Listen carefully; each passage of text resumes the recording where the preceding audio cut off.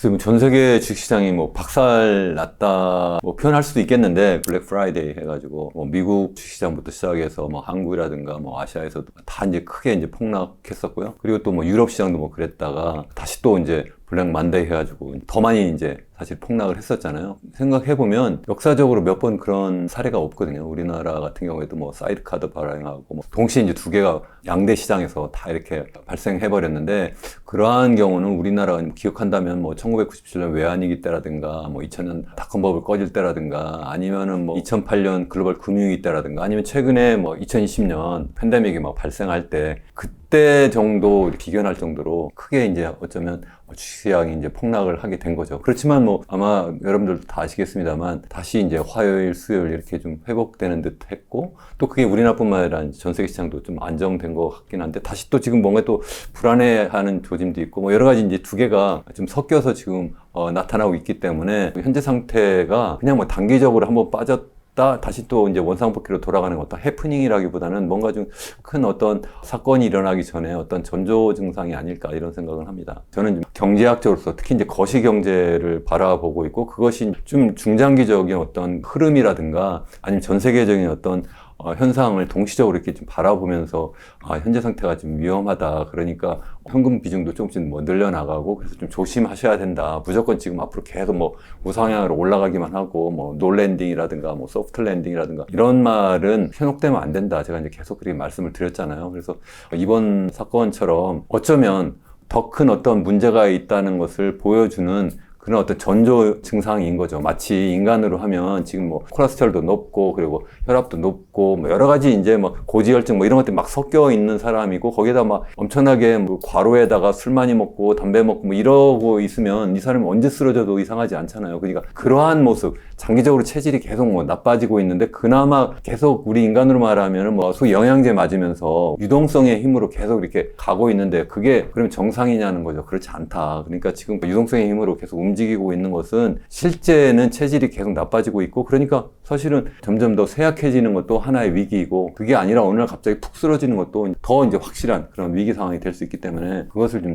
잘 보셔야 된다. 뭐 그런 차원에서 드린 말씀입니다. 예전에 코로나 터지기 전에 갖고 있던 자산보다 아직도 많이 지금 갖고 있다는, 그만큼 시중에 돈이 많이 풀려나가 있고, 동시에 조 바이든 행정부 입장에서 생각하면 올해 지금 이제 대선이 있기 때문에 당연히 또 돈을 계속 많이 풀었어요. 그래서 지난해에도 연방정부 적자가 무려 1조 7천억 달러 정도 이렇게 되었고요. 올해도 그 정도 이상 이렇게 적자를 볼 거예요. 그러면서 연방정부 부채는 GDP 대비로 하면 지금 한 125%가 더 되거든요. 계속 늘어나고 있어요. 그 얘기는 무슨 말씀이냐면 코로나 상황이 끝났는데도 불구하고 아직 중앙은행은 중앙은행대로 충분히 유동성을 회수하지 못했고, 그리고 또 우리 행정부는 행정부대로 지금 양적 재정 긴축을 하는 것이 아니라 도리어 재정 확장 정책을 막 해버리는 거예요. 그러면 돈이 많이 풀려나가 있어가지고 충분하게 이 시장에 어떤 긴축적인 그런 시그널도 보내지 못하고 그만큼 유동성을 조이지 못했다. 그러다 보니까 오랫동안 경기가 좀 좋은 것처럼 보이고 또 오랫동안 주식시장이 좀 굉장히 화랑인 것처럼 계속 보였다는 거예요. 지금 그것이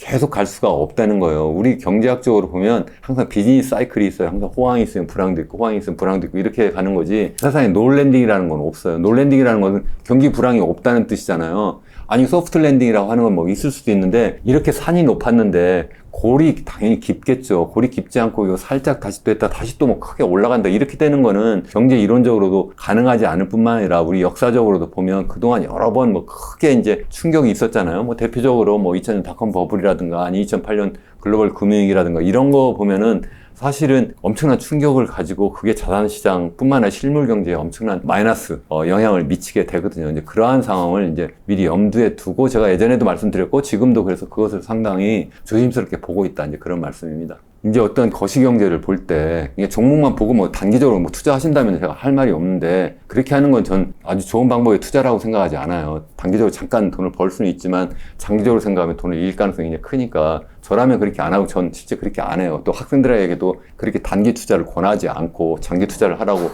이야기를 하는데, 제가 드리는 말씀은 이런 거예요. 지금 현재 돈을 많이 풀었죠. 그랬다가 이제 유동성은 이제 점점 축소하고 있는데 그것이 본격적으로 시장에 영향을 주려면 이게 시간이 걸린다. 그렇게 되는데, 그러니까 사람들도 지금 굉장히 위험할 수도 있겠구나. 그동안 너무 많이 간 거 아니야? 더군다나 요즘 그 뭐 인공지능 관련해가지고 뭐 챗GPT 나온 다음부터 시작해가지고 뭐 엔비디아 이 반도체 관련 주들 아니면 AI 관련된 어떤 그 기업들의 주가 가치가 엄청나게 많이 올랐잖아요. 그게 어떻게 보면 기대 수익이 엄청나게 커진 거예요. 이게 뭔가 세상을 바꾸는 것 같구나. 그러니까 실제 뭐 엔비디아 같은 경우는 진짜 많이 수익도 내고 있어요. 그러니까 이 정도면 그래도 충분히 가치가 있을 수 있어서 주가가 높았다 이렇게 생각하는 사람들도 있지만 점점 더 이게 가격이 막 높아지니까 이게 너무 많이 가는 거 아니야? 마치 이제 닷컴 버블에 그 당시에 인터넷 기업들이 막 우후죽순 막 나타나고 그리고 월드와이드 웹이라고 해서 그걸 이용해가지고 요즘 얘기하는 뭐 아마존이라든가 이런 또 온라인 뭐 기업들이 막 나오면서 이제 뭐 새로운 방법의 어떤 그 쇼핑을 할 수 있다 뭐 이렇게 되면 사람들이 다 열광을 한 거예요. 그러다가 이제 너무 많이 가가지고 그 다음에 이제 이거 아닌데 이렇게 폭 터진 게 왜 터졌느냐면 금리를 이제 높이게 되니까 그에 따라서는 유동성이 축소가 돼가지고 금리가 한참 올라갔는데 여태까지 안 터졌는데 앞으로 터지겠냐 이제 내려갈 일밖에 없는데 이렇게 생각하시지만 시차가 있어서 금리 낮춰도 갑자기 그러면 지금부터 5.5%를 갖다가 0%로 낮춥니까? 아니잖아요. 좀 더 빠른 속도로 하더라도 뭐 B컷을 한다고 해서 0.5%로 하고 올해 그것도 뭐 한 번이 아니라 두 번, 세 번 막 해가지고 해도 그래봤자 5.5에서 4.5로 된다고 합시다. 그렇게 돼도 그게 다시 또 시차가 또 존재하잖아요. 그럼 미국 연준의 경우에는 그러면 그걸 어떻게 하겠어요? 지금 뭐 인플레이션 걱정하고 있는데 내가 그래 확 낮춰버리자 이렇게 할 수 있어요? 못해요. 못하고 그래서 이제 실제 하더라도 진짜 완전히 인플레이션이 잡힐 것 같아.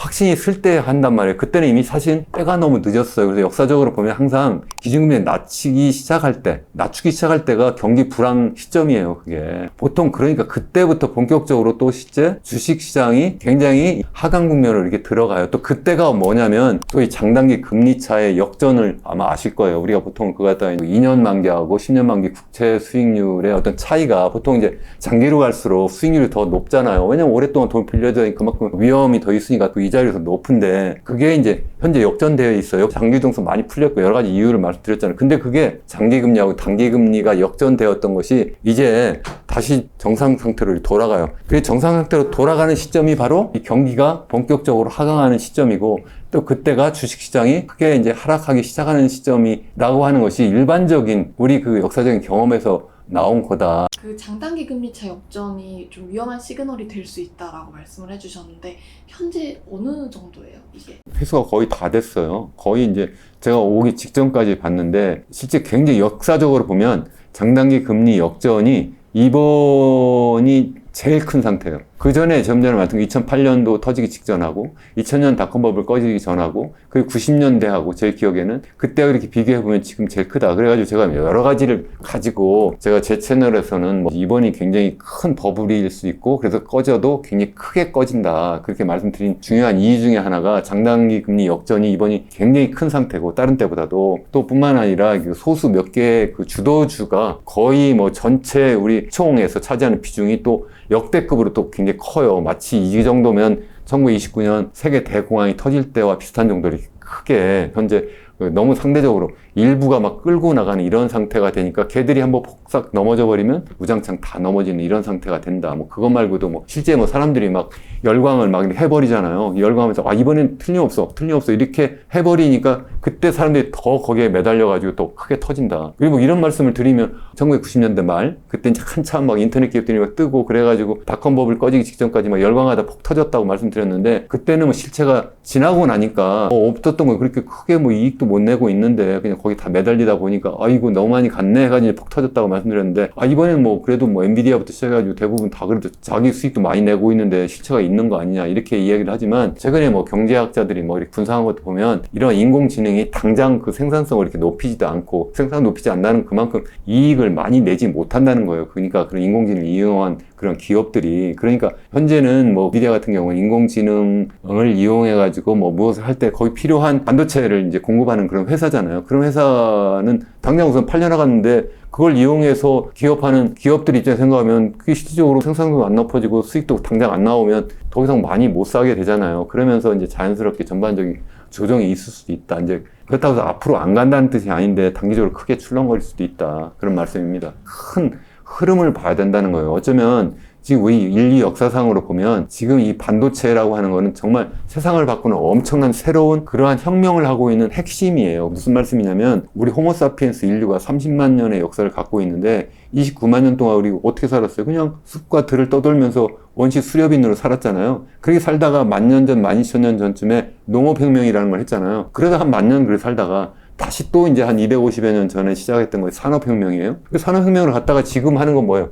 디지털 혁명이에요. 그게 무슨 말씀이냐면 지금 원시 수렵사에서 농업사회로 갔다가 농업사에서 산업사회로 갔다가 산업사회에서 디지털 사회로 지금 가고 있잖아요. 그 디지털 사회를 만드는 게 바로 디지털 기업들이고 그 디지털 기업의 핵심은 뭐가 있느냐 하면 바로 반도체가 있다. 이 반도체가 있어야지만 통신이 되고 스마트폰을 가지고 뭘 통신도 서로 하고 정보도 교류하고 또 그게 있어야지만 인공지능도 있어가지고 뭐 새로운 그 무엇을 계속 인간보다 더 빠르게 생각하고 계산하고 뭐 이렇게 해가지고 세상을 바꾸고 있잖아요.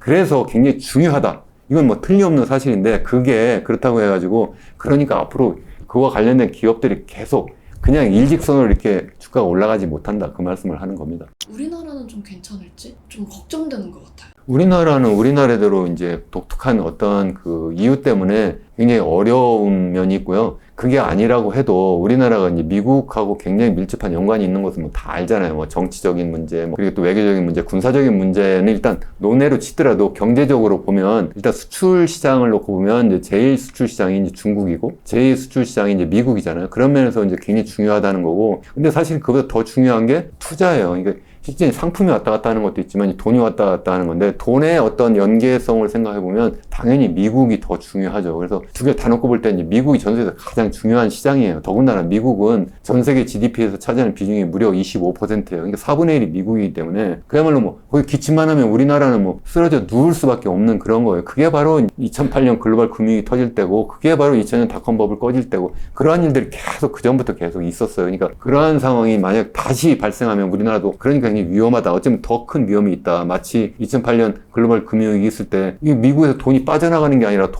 도리어 전 세계에 있는 돈이 다 미국으로 또 빨려 들어가니까 그래서 다른 나라 주식시장이 더 주저앉고 또 경제도 주저앉고 뭐 이런 상황이 되는 거거든요. 우리나라 굉장히 위험한데 그것 말고도 체질적으로 우리나라는 미국보다 훨씬 더 나쁜 상황이에요. 굉장히 어려운 상황인데 외부적 요건까지 만약 미국에서 무슨 일이 벌어지면 우리나라는 직격탄으로 이렇게 날아올 수 있다. 이제 저는 그렇게 생각합니다. 추세선과 거기서 이렇게 등락 있는 어떤 사이클과는 좀 다른 문제예요. 근데 사람들이 이 두 개를 혼동해서 생각을 하거나 아니면 추세를 생각은 안 하고 꼭 사이클만 보고 계속 그때그때 뭐 이게 올라가니 내려가니 이렇게 한단 말이에요. 지난주 금요일 그리고 이번 주 월요일 이렇게 뭐 폭락했다 다시 또 좀 뭐 반등하는 것 같은 반동해봤자 우리나라 시장으로 보면 폭락한 것에 아직도 반 정도 좀 더 올라간 것 같은데 그 정도밖에 되지 않아요. 그러니까 엄청난 일이 벌어지기 전에 어떤 전조 증상으로 봐야 되지 이거를 그냥 뭐 한 번에 해프닝으로 볼 수가 없다. 아까 말씀드렸잖아요. 서킷 브레이크가 일어나거나 사이드카가 이렇게 일어난 거는 역사적으로 보면 그냥 그래가지고 조용히 끝난 적이 한 번도 없어요. 언제 있었어요? 우리나라 한번 보면 그게 바로 2000년 닷컴 버블 때고 2008년도에 글로벌 금융위 때고 2020년 코로나 팬데믹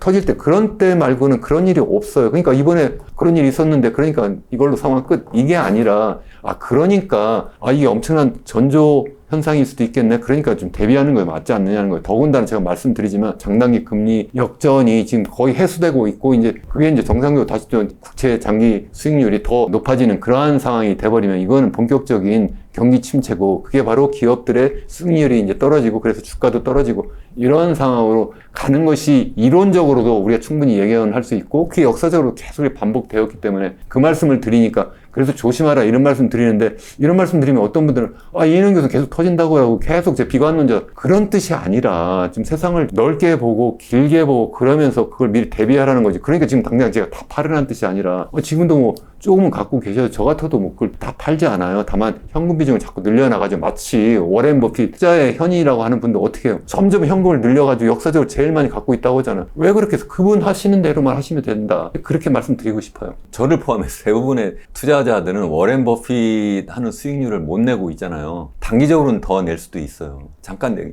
엄청나게 폭락했다. 마치 지난 월요일 날 엄청나게 폭락하니까 이거 우리 2020년 폭락할 때 그때에서 내가 배웠지. 그때 뭐 폭락할 때 확 들어가니까 다시 올라가. 그때는 그냥 갑자기 난데없는 그러한 폭풍우가 확 부러운 거예요. 그러다가 이제 상황이 딱 끝난 거예요. 그러니까 다시 또 이제 햇빛이 짱짱하는 그런 건데 이건 그게 아니라 쓰나미가 막 몰려오고 있어요. 이거는 같은 거예요? 다른 거잖아요. 전혀 종류가 다르다는 거예요. 그게 오고 있는데 잠깐 이게 잔파도가 보니까 이제 가라앉는 것 같은 게 밑에서 엄청나게 막 밀려오고 있을 수도 있는데 그때랑 똑같으니까 지금 들어가가지고 그러면 나 이거 사야지? 지금 그러니까 내가 그래 배를 띄워라. 지금부터 물고기 잡으러 가자. 그러면 내가 그게 배가 전복될 수 있지 않느냐. 제가 그런 말씀이에요. 이런 신호가 나오면 그땐 진짜 위험하다. 가진 주식 정말 그냥 다 정리를 해야 되는 그런 순간일 수 있다. 장단기 금리 역전차가 제가 볼 때는 뭐 일주일 안에 해소가 될 수도 있을 거라고 보는데 해소가 되면 그럼 갑자기 그러면 확 상이 나빠지냐? 실물 경제는요. 우리 미국 같은 경우에는 이제 아예 그 NBER이라고 하는 우리 경제학자들의 어떤 공식 단체에서 이때부터 이때까지 경기 침체다 이게 사후적으로 이렇게 판단을 하는데 실제 이제 어쨌든 그게 해소가 되기 시작하면 경제가 실질적으로 굉장히 나쁘다는 시그널이 본격적으로 나왔다 이렇게 생각하시는 게 첫 번째 맞는 거고 실제 그래가지고 공식적으로 판정하는 것도 그 뒤로부터 한 3개월 정도, 4개월 정도 뒤면 실제 경기 침체라고 이렇게 판정을 사후적으로 해요. 근데 자산시장은 그보다 훨씬 더 빠르게 반영을 하기 때문에 항상 선 반영을 하기 때문에 그때쯤 되면은 이미 너무 늦었다고 생각하기 때문에 저라면 장단기금리 역전차가 해소가 다 됐다 이런 뉴스가 막 나오면 아 나는 이거 도망가야 된다 이런 생각을 하는 게 맞지 않을까 저는 그렇게 해요. 그리고 실제 좀 현금 비중도 좀 늘려가고 있는 상황이 그걸 유심히 잘 보고 있어요 매일매일. 뿐만 아니라 좀 전에 말씀드린 것처럼 엔비디아라든가 뭐 이런 소위의 빅테크주 특히 이제 요즘에 많이 떴던 그런 주식들은 유심히 보고 걔들이 지금 많이 빠졌는데 걔들이 반등을 못 하고 있잖아요. 그래서 그게 이제 시그널인데 그러니까 전 계속 조금씩 이제 줄여 나왔는데 만약에 좀 더 빠지는 그런 시그널이 있으면 그러면 사실은 많이 더 현금을 갖고 있는 것이 맞지 않을까. 지금 어쩌면 그걸 워렌 버핏 같은 분은 그걸 그렇게 신호를 읽은 것이 아닐까. 그분이 제일 많이 갖고 있던 주식이 애플이에요. 한 절반 정도 이렇게 팔았더라고요. 저도 제일 많이 갖고 있는 게 애플인데 예를 들어서 그것조차도 저도 아깝지만 조금씩 팔았어요. 그거 어쩔 수 없잖아요. 저는 장기 투자하기 때문에 거의 이렇게 뭐 사고 팔고 이런 거 많이 하지 않는 편인데 그래도 아주 큰 쓰나미가 올 때는 어쩌면 이러한 경우에는 현금을 갖고 있거나 아니면 다른 좀 더 안정된 자산 마치 뭐 워렌 버핏 같은 경우는 아주 초단기 그러한 국채라든가 회사채 이런 걸로 막 바꿨다고 하잖아요. 그러면 어쨌든 수익률이 굉장히 높으니까 나중에 그 다음에 뭐 3개월이든 6개월 뒤에 그거 팔면 그게 그만큼 수익률도 갖고 내가 현금을 보유한 거니까 그때 가가지고 그야말로 죽죽할 수 있는 거잖아요. 그러니까 그런 분도 그렇게 하니까 제가 이렇게 말씀드린 거 가지고 아이 저 이현우 교수가 말이지 괜히 공포 마케팅 한다 이렇게 생각하지 마시고 저를 못 믿겠다면 그런 워렌 버핏 같은 그러한 투자 현인이 어떻게 하는지도 한번 잘 참고하시면 좋지 않을까. 그게 정말 아주 귀한 자산을 지키는 길이 아닐까 그렇게 생각합니다. 보통 장단기 금리 차가 일어나고 그러고 나서 3개월 정도 후에 이제 공식적으로 경기 침체 시작하고 이제 공표가 된다고 말씀을 하셨는데 보통 그게 어느 정도 가나요? 그거는 뭐 그때마다 다른데 굉장히 오래 갈 수 있죠. 뭐 닷컴버블 같은 경우도 그게 이제 한번 주식시장이 한번 꺼지면 그것도 뭐 한 1년, 2년 이렇게 계속 갈 수도 있고요. 아니면 뭐 일본 같은 경우에는 대표적으로 1990년 자산시장 버블이 딱 꺼졌잖아요. 그때도 이제 비슷해요. 일본 같은 경우는 또 약간 스토리가 약간 달라요. 미국하고 시장이 움직임도 다르고 정부에서 반응하는 거나 아니면 중앙은행 반응하는 게 다른데 거기는 뭐 그게 뭐 주식시장뿐만 아니라 부동산 시장까지 완전히 다 꺼져가지고 그게 아직까지도 완전히 원상 복귀를 못했어요. 주식시장은 뭐 거의 복귀했다고 하는데 아직 부동산 시장은 평균적으로 아직 그만큼도 가지도 못했어요. 무려 30년도 더 흐른 다음까지도 그만큼 한번 크게 까지면 이게 회복하기 굉장히 힘들다는 거고 미국 같은 경우에는 이제 2000년도에는 자산시장 중에 주식 가격이 이제 완전히 폭락해가지고 3분의 1 밑으로 푹 떨어졌다가 비교적 빨리 이제 회복됐다고 해도 제 기억에는 최소한 뭐 3, 4년 걸리지 않았나 원상복귀까지 하려면 그나마 그것도 된 것이 미국은 굉장히 중앙은행이 적극적으로 막 그 시장에 개입을 해요. 그래서 이게 뭐 닷컴버블 꺼트린 것도 지나고 보니까 이게 연준이 너무 금리를 좀 빠르게 올려서 꺼트렸는데 이번에 이게 팍 꺼지니까 이번에 반대로 또 그래서 금리를 확 낮춰버려요. 금리 확 낮추니까 그래가지고 다시 또 유동성의 힘으로 이제 막 또 끌어올랐는데 그때는 뭐가 올랐냐면 주택 가격이 올라요. 왜냐면 주식시장에서 한번 크게 되었으니까 주식 가격이 아니라 부동산 가격 주택 가격이 막 뛰어 올라요. 막, 그래 올라버리니까 2006년 뭐 이때부터 시작해가지고 이 미국 연준이 다시 이번에 또 금리를 또 막 올려버려요. 금리를 올리니까 이번엔 이제 부동산 시장이 폭 꺼진 게 그 2008년이거든요. 그게 서프라임 모기지 사태고 그게 이제 전 세계적인 글로벌 금융위기가 된 거예요. 우리나라는 그거 따라갈 수밖에 없다는 거예요. 제 얘기는 계속 따라가면서 거기에서 크게 받는다. 우리나라 더 크게 영향을 받는 이유가 우리나라하고 미국 간의 경제적 연결고리가 굉장히 심한 것도 하나가 있고 또 한 가지는 우리나라는 전 세계적으로 보면 가장 대표적인 소규모 개방 경제예요. 우리가 우리끼리 먹고 살 수가 없는 나라예요. 우리나라는 뭐 조그만 땅덩어리에 사람만 많고 자연자원이 없잖아요. 그러니까 우리나라는 어쩔 수 없이 우리나라의 정말 유능한 인재가 그냥 좋은 물건을 만들어서 해외에 팔아야 되잖아요. 근데 이게 미국의 전 세계 시장이 다 주저앉아 버리면 그것 때문에 우리나라 수출도 안 되고 또 그것 때문에 또 외국에서 들어오는 투자 자금도 감소하고 이렇게 버리면 우리나라는 더 크게 하방 압력을 받을 수밖에 없다. 이제 그런 상황입니다. 미국발 위기가 닥친 상황에서 보통 많이들 늘리는 어떤 달러라든지 금 이런 걸 사는 게 도움이 되나요? 저는 이제 현금 보유를 늘린다고 할 때 원화 보유보다는 저는 사실 달러를 보유하는 게 더 낫다고 생각하는 사람이에요. 뭐 근데 사실은 환율 예측하는 게 제일 어렵다고는 하는데요. 뭐 여러 가지 이유에서 저는 위기가 설사 발생한다고 해도 달러는 강세를 보일 수밖에 없지 않을까. 그런 면에서 뭐 달러 보유를 하는 것은 괜찮다 이렇게 생각을 해요. 어쩌면 장기적으로 볼 때 우리나라 원화 가치는 달러에 비해서 도리어 떨어질 가능성이 크다 이렇게 보기 때문에 저는 개인적으로 생각하는데 모든 사람이 다 그러니까 다 원화 팔고 달러 사라 이렇게 해버리면 우리나라 쫄딱 망하잖아요. 참고하시라는 뜻이고 참고로 저는 금은 잘 안 사긴 해요. 금 많이 올랐잖아요. 그러니까 저는 제가 전문적인 투자자가 아니기 때문에 제가 이렇게 100% 잘하는 그러한 방식은 아니에요. 다만 금 같은 거는 어떤 내재적 가치가 없고 하기 때문에 저는 그런 자산은 잘 사실은 관심을 두지 않아요. 그것도 뭐 좋은 어떤 지금 같은 경우에는 현금과 마찬가지 어떤 유동성이 굉장히 큰 그런 자산이기 때문에 좋은 방법이 아닐까. 특히 요즘 같은 경우에 굉장히 위험하다고 할 때 우리가 어쩌면 달러보다도 더 금이 더 좋을 수 있죠. 왜냐하면 경기가 또 확 나쁘다고 다시 또 돈 확 풀어버리면 달러 가치 또 단계로 확 떨어질 수가 있잖아요. 그러면 결국 달러로 사는 금의 값은 상대히 더 비싸질 수도 있기 때문에 뭐 좋을 수도 있지 않을까 그렇게 생각합니다. 제가 2007년도에 캘리포니아 대학 UC 산타바바라에 방문 교수로 가 있었어요. 그때 뉴스가 뭐냐면 계속 이 주택 가격이 뭐 하락한다는 얘기하고 플러스 그것 때문에 중소은행들이 계속 이 소위 망한다, 뱅크럽트 한다 뭐 이런 뉴스예요. 저는 그때는 그게 얼마나 심각한지 몰랐는데 지나고 나니까 그게 엄청난 전조 증상이었다는 것. 근데 그것을 그때 제대로 깨닫지 못한 것을 저는 지금 굉장히 뼈저리게 후회하고 경제학 공부를 충분히 잘 못했구나. 현실 경제 계속 들여다봤어야 되는데 이제 그런 아쉬움이 있는데 또 한 가지는 뭐냐면 그렇게 돼버리니까 2008년도부터 시작해가지고 막 글로벌 금융위기가 막 터지잖아요. 그러니까 달러 값이 막 올라버렸어요. 그래가지고 우리 집에서 우리가 이제 처음 글로 갈 때 미국에서 달러로 바꿔가지고 자동차를 하나 샀을 거 아니에요. 자동차를 사가지고 그러면 돌아올 때 2008년도에 1년 동안 썼는데도 그 자동차를 팔고 다시 또 한국으로 들어오는데 달러로 표시하는 자동차 값은 떨어졌겠죠. 그렇지만 원화로 바꾸는데 돈을 더 벌었다니까요. 달러 값이 더 많이 올라가지고 미국 경기가 나쁠 때 도리어 전 세계 자본이 미국으로 흘러가고 미국 달러 가치 더 높아지니까 우리나라 원화가 지금 반대로 떨어지고 미국 경기가 나쁘다고 해서 떨어지지 않는다. 도리어 위기할 때 제일 안전자산이 뭐지? 보니까 미국 국채네. 그러니까 우리로 도리어 더 글로 가는 그런 역설적인 그런 상황이 벌어질 수도 있고 우리나라에서는 도리어 그것 때문에 더 나쁜 영향을 받을 수도 있다. 그런 얘기입니다. 처음에 좀 경제를 보면서 시장 분석을 시작하신 게 몇 년도셨어요? 대학에 있기 시작한 것도 뭐 한 1990년 정도부터 시작했으니까 굉장히 오래됐고 근데 사실 대학에서 순수한 어떤 경제학만 공부하면 실물 경제를 잘 이해 못할 수도 있어요. 제가 좀 전에 예를 든 것처럼 어쩌면 2007년, 8년 그때 막 서프라임 모기 사태가 날 때 미국 시장에 가 있는데도 불구하고 뭐 경제학을 뭐 이론적으로 많이 하고 순수한 학술 논문은 세계적인 학술지에 막 내고 있는 상황인데도 불구하고 그게 현실 경제에서 이렇게 돌아가는 것을 잘 이해를 못했다는 그런 어떤 뼈저린 아픔, 후회를 제가 하고 있다고 말씀드렸잖아요. 그래서 그게 계기가 돼가지고 좀 더 열심히 하지 않았을까 이런 생각도 들기도 하고 사실 그 전에도 생각해보면 그래도 어느 정도 실무경제에 관심이 있어 했던 것은 제가 2005년에 유엔에 가 있어서 UN 에스캅에 주로 그때는 뭐 환경과 경제 성장을 어떻게 윈윈하는 소위 얘기하는 그린 그로스를 어떻게 할 거냐 UN 에스캅에서 근무하면서 그런 것도 했었고 또 2009년에는 제가 에이펙 사무국에 나가 선임 분석관을 주로 국제 무역을 어떻게 자유화하고 투자를 어떻게 자유화할 거냐 뭐 이런 것을 연구하고 그것도 실질적으로 정책에 반영하려고 하는 그런 일을 했기 때문에 그러니까 아마 좀 다른 경제학 하는 교수분들에 비해서 실물 경제에 대해서 좀 일찍부터 좀 관심도 갖고 또 실제 경험도 하고 또 그래서 그런 쪽에 더 좀 더 이해를 더